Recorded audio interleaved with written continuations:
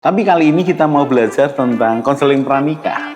Konseling pranikah itu penting. Kali ini kita akan belajar arti pernikahan. Topiknya adalah tidak ada keluarga yang sempurna. Parenting ini perlu diketahui oleh semua orang, bukan hanya orang tua. Belajarlah menjadi teman yang asik, yang ngobrol, yang menghargai. Family unboxing, membongkar keluarga.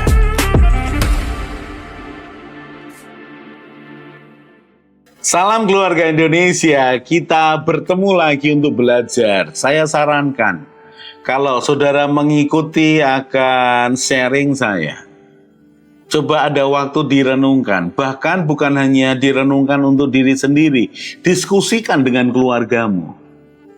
Katanya Pak Yos, kok parenting itu penting ya? Apa kita sudah jalankan parenting ya? Bicarakan itu dengan pasanganmu. Bicarakan itu dengan komunitasmu. Dan saya terbuka untuk terima masukan. Saya percaya bahwa pengajaran saya ini tidak sempurna. Akan disempurnakan oleh banyak orang yang mempunyai line yang sama, garis yang sama, mencintai generasi. Saya percaya itu. Saya tidak mengatakan bahwa saya tahu segala-galanya, saya tahu banyak. Tidak. Semakin saya belajar, semakin saya sadar, saya tidak tahu banyak. Tetapi izinkan yang tidak tahu banyak ini berbagi hidup kepada saudara. Sekali lagi kita mau belajar soal parenting. Parenting itu penting. Parenting itu penting buat siapapun. Karena bayangkan, contoh nih ya, saya ilustrasikan. Ada satu mobil besar yang terdiri dari kakek nenek, kemudian ada dua anaknya, beserta mantunya, beserta cucunya 3. Kakek nenek, 2 anaknya, 2 mantunya, 3 cucunya. Dalam satu mobil. Kemudian dalam perjalanan, mereka bertemu dengan satu kejadian di mana ada sepasang suami istri dengan anaknya berhenti di pinggir jalan membutuhkan pertolongan. Kebingungan membutuhkan pertolongan. Dan saat itulah saat yang tepat untuk menunjukkan apakah sang kakek punya perhatian belas kasihan kepada orang yang membutuhkan. Apakah sang anak juga punya perhatian, belas kasihan untuk mereka yang membutuhkan? Sang mantu apakah punya yang sama? Sang cucu apakah punya yang sama? Ini yang saya maksudkan betapa pentingnya parenting itu dimiliki oleh generasi demi generasi. Supaya punya satu garis yang sama. Kalau sang kakek yang nyetir mobil itu, dia tidak pakai sopir. Nyetir mobil itu, ngomong ke semua yang di mobil, di depan kok ada itu ya, mereka kelihatannya butuh sesuatu ya, opa izin ya, opa izin kita berhenti sebentar ya. Mungkin cucunya teriak, opa nanti kita terlambat, nanti kita akan mau main bola, kita mau renang gitu. Dan opanya berkatakan, sebentar ya sayang, sebentar ya. Kita cuma sebentar kok, tanya aja. Kemudian anak dari bapak ini juga bisa mengatakan, iyalah paling juga sebentar kok. Dia butuh pertolongan. Sudah perhatikan betapa bagusnya sikap mereka karena mereka punya cara pandang yang sama. Bahwa menolong orang yang membutuhkan itu penting. Saya gambarkanlah ilustrasinya. Mereka berhenti sebentar. Lalu karena itu tempat yang sepi. Lalu sang kakek ini turun dari mobilnya. Lalu tanya, Bapak Ibu mengapa? Ada yang bisa dibantu? Dan mereka mengatakan, kami ini kehabisan bensin Pak.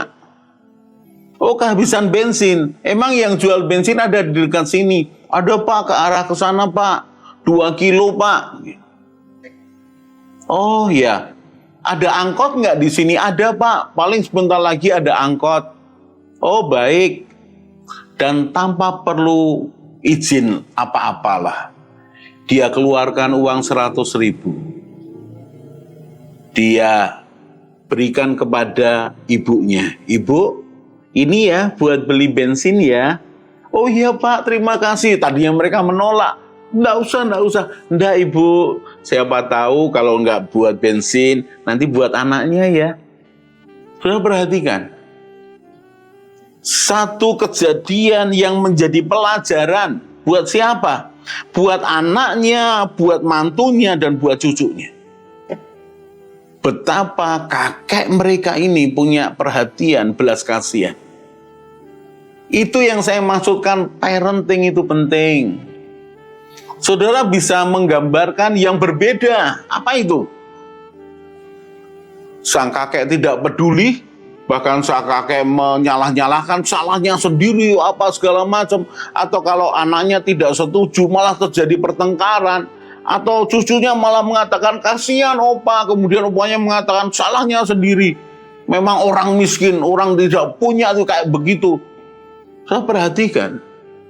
Bisa menjadi contoh yang buruk ketika melihat bahwa parenting ini sebenarnya penting dilakukan oleh semua orang. Berikutnya kita belajar. Ada yang namanya tanggung jawab 24 tahun. Tanggung jawab 24 tahun adalah tanggung jawab sepanjang 24 tahun dalam hidup seseorang atas anaknya. Untuk membuat anaknya memiliki bekal untuk hidup mandiri, bertanggung jawab, bisa dipercaya, bisa diandalkan. Tidak bergantung pada orang lain. Tanggung jawab 24 tahun. Dan tanggung jawab 24 tahun ini kita belajar. Karena 24 tahun panjang kita bagi per 6. Per 6 tahun pertama, 6 tahun kedua, 6 tahun ketiga, 6 tahun keempat. Pak, 6 tahun berikutnya apa? Saudara, izinkan saya sharing 24 tahun dulu.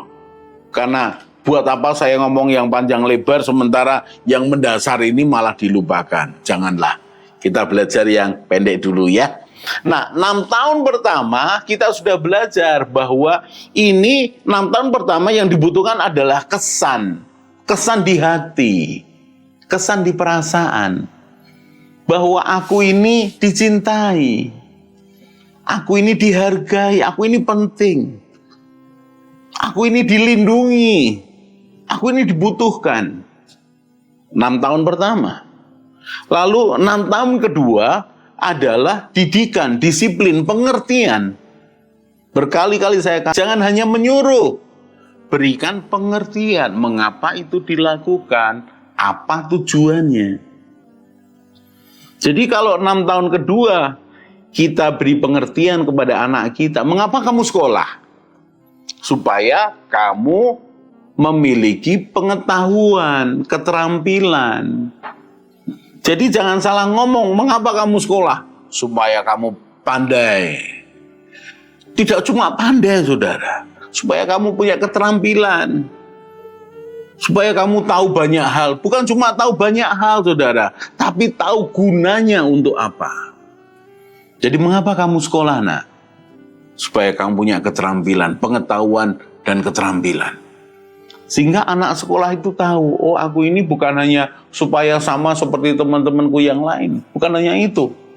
Aku mencari pengetahuan dan membangun keterampilan. Sehingga apapun yang dia dengar, dia lakukan di sekolahan itu.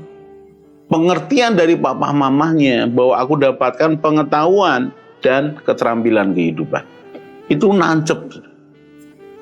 Dan ketika dia diajari disiplin di sekolah, peraturan di sekolah, ada hukuman kalau dia telat masuk sekolah, ada hukuman ketika dia tidak mengerjakan PR.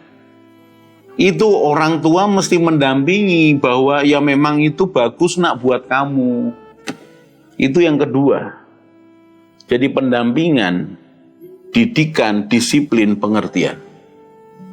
Lalu kita lihat 6 tahun yang ketiga. 6 tahun yang ketiga adalah usia 12-18. Usia SMP dan SMA. SMP, anak ini sudah memiliki analisa pikiran yang kritis. Dia bisa mengatakan bahwa, oh ternyata ini nggak bagus ya, dari kesimpulannya. Kesimpulan ini tergantung apa? Tergantung apa yang dia terima, pengetahuan, kebenaran. Mana yang benar, mana yang salah, tergantung didikannya. Bayangkan kalau di tahap yang kedua, 6-12, tidak banyak didikan dia terima, dia kurang terdidik. Maka dia bisa salah menyimpulkan.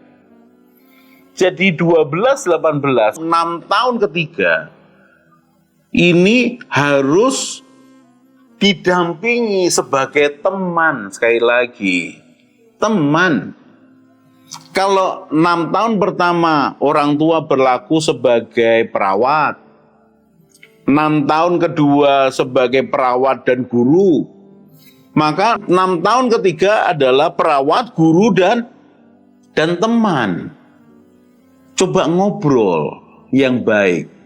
Kalau 6 tahun kedua saudara sudah biasa ngobrol, berikan pengertian, maka saudara akan lebih mudah. Dan semakin bertambah tahun, semakin sulit mendampingi anak-anak sekarang. Mengapa? Pengaruh yang di luar lebih banyak.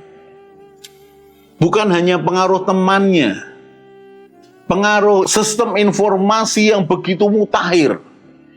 Itu, maaf ya, tidak selalu sejalan dengan keinginan orang tua untuk mendidik anaknya. Belum lagi 12-18 tahun ini adalah masa di mana anak itu ingin tahu, ingin mencoba. Kalau itu tidak didampingi oleh orang tua yang tepat, dia malah mendapatkan pengaruh yang buruk dari teman-temannya, maka dia akan ikut teman-temannya. Jadi, mari belajar sebagai orang tua.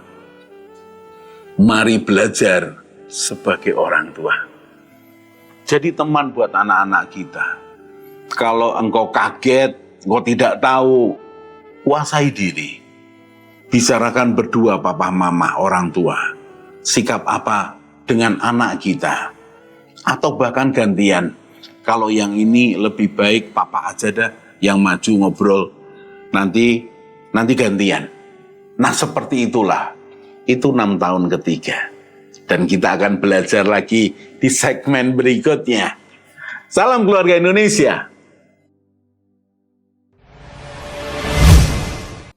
Mari bergabung dalam Keluarga Indonesia dengan cara subscribe channel ini. Di Keluarga Indonesia, kita akan belajar bersama tentang pranikah, pernikahan, keluarga, parenting, mertua menantu, dan juga family unboxing. Jadi jangan lupa share pada teman dan keluarga dan juga subscribe.